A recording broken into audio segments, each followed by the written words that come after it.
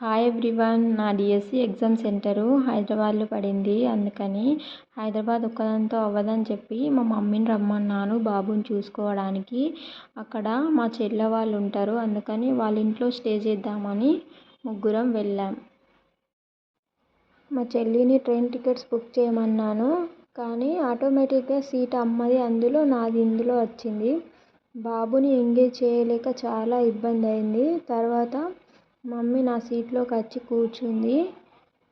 బాబుని ఒక అమ్మాయి చాలా ఆడిపించింది.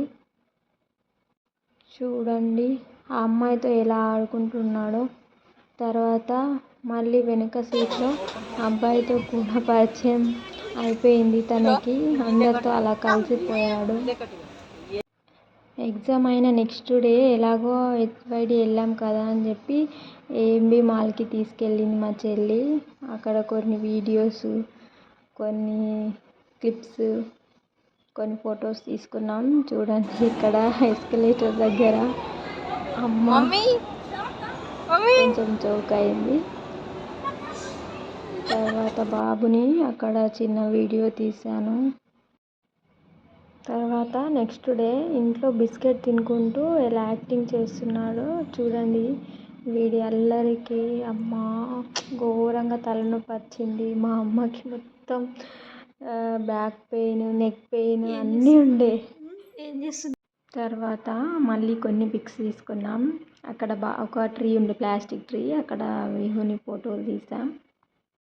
నెక్స్ట్ డే పెద్దమ్మ తల్లి టెంపుల్కి వెళ్దామని చెప్పి వెళ్ళాం.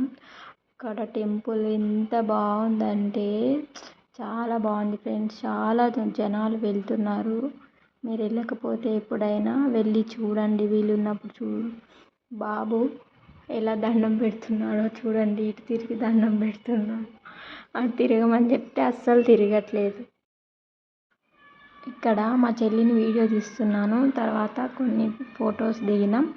ఇక్కడ గుడి ముందు కాయిన్ అతికిస్తారట.